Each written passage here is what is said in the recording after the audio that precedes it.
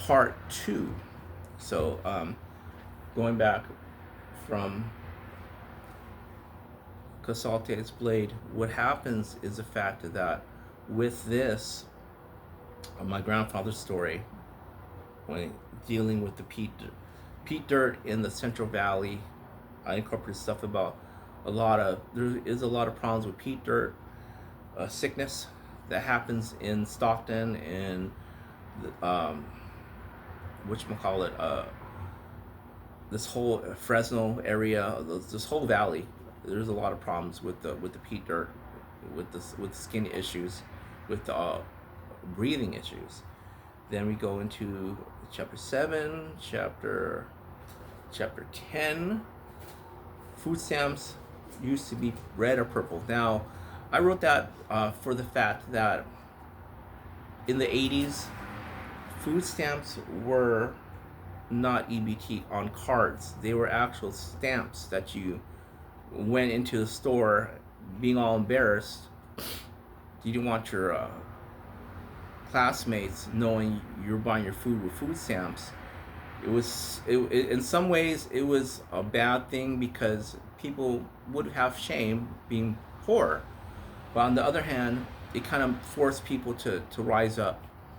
So a little bit later, oh, this one, I like this one. Chapter 12, love is a verb. That's from Marina's fella. That is a, just a highlight of what I went through growing up. I was like, people would always talk about Jesus this and Jesus that. My mother would talk about it. I had situations, and I incorporated my life into this story because it's not a full one for one of my grandfather, even though my character. I made also in the main character for Ilpidio and Magdalena. What I did was this is a work of fiction. These are works of fiction. But what happens, I incorporated stories of my real life grandfather. His name was Elpidio. My real life grandmother's name was Magdalena. Now what happened was I just had to recognize and realize, okay, I'm switching things up.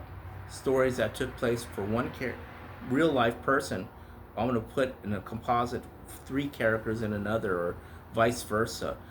Names of places changed for a reason, for entertainment value, for creative, for legal reasons.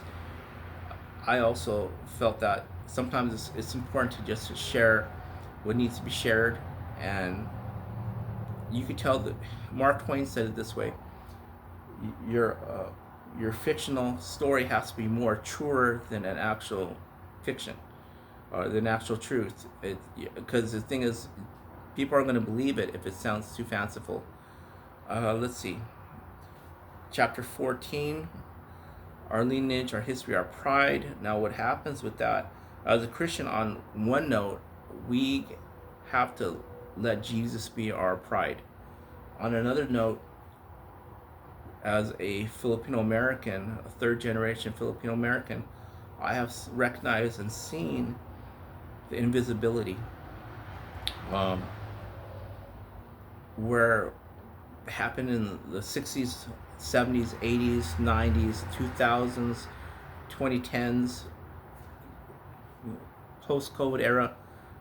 Things have changed rapidly. Things have developed where you don't have to be ashamed of your culture. You can have an identity of your culture. And I had my pastor at one point in his life told me a couple times, you can love your culture, but you can't love it more than Jesus.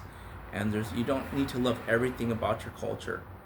And then I'm going to go switch off to False Battles. This right here is a good story. It's a short idea of what it's like to be a martial artist, a martial arts instructor, training for self-defense compared to sports battling. Now, there's always a consensus of what it means to have martial arts. One thing about martial arts is there's that Venn diagram. You have martial arts, you have sports combat, and you have street fighting. And those 3 can intersect between self-defense and martial arts, and the third circle of sports, combat sports. Combat sports fighting is a lot of times based on points, based upon who falls down first. Depends on what the rules are of the Army scrimmage tournament.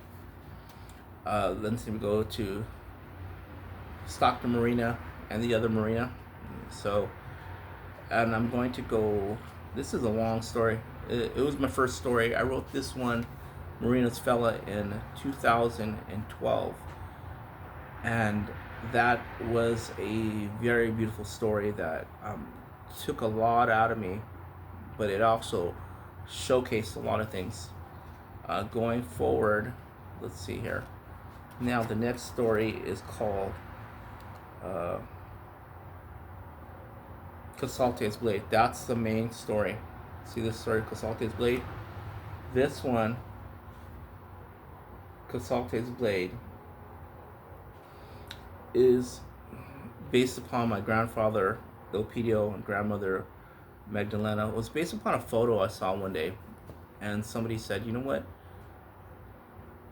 Where's this photo from? It was from, like, I believe it was either Stockton or the Central Valley, somewhere in California, post World War II. My grandfather, I found out information. My grandfather was a World War II veteran, and one thing about his generation and a lot of men of that generation, they didn't talk about their stuff. They did not talk about what they went through in the war. What we call PTSD now, they used to call shell shock, where people were just, no, get out of here! Oh, it's a stupid cat. So anyway, like I was saying, that story right there is a story based upon my grandfather and my grandmother, part of their lives in Stockton, California, as a young, not so much newlyweds, but right before they have their first baby.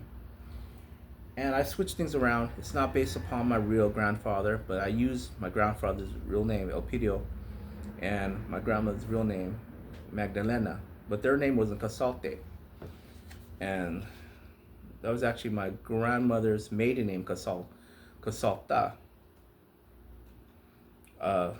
Another story, goes all the way to chapter 4 and chapter 5. I wrote this in a lot of ways.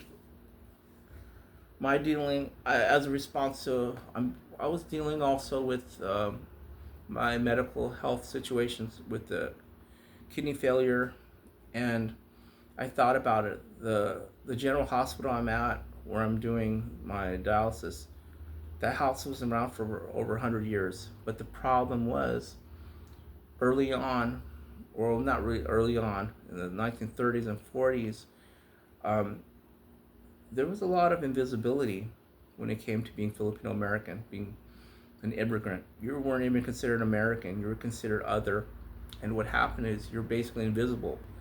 So I wanted to show the invisibility, what was like being a so-called patient in the healthcare system, and the consequences of American life for the other. You weren't white, you weren't black, you weren't Mexican, you were just other. You were invisible, basically. So I wanted to showcase a little bit of that for the 1940s era. How do you become a detective in 1940s when you're not even allowed to be around? There were signs back in the 20s and 30s in my city, Stockton, California, that said no Filipinos or dogs allowed in this hotel. And it was pretty sad, but that was the case. One of the other stories, and I'm only briefly saying stuff because what I would like to share is the fact that it's just highlights of what my inspiration for these stories were. Okay, then we have Casalte 72. What is Casalte 72? That's my dad and mother's generation, the boomers, the baby boomers. People would make fun of now, hey boomer. At one point, the boomers were not the oldies But Moldies, they were the ones that were the hip generation, the hippie generation. Right now I got a picture of my mom and my dad in the 70s in San Jose. Um, so Casalte 72 is Elpidio Casalte's son and his struggles. Every generation, what I wanted to do with this book was showcase every single generation from the 1920s generation to the boomer generation to the Gen X generation to the millennials and the Gen Z. I didn't do so much Gen Z, so much Gen Alpha, so much millennial, but I would like to stress the fact is they have their time and their stories will be fantastic.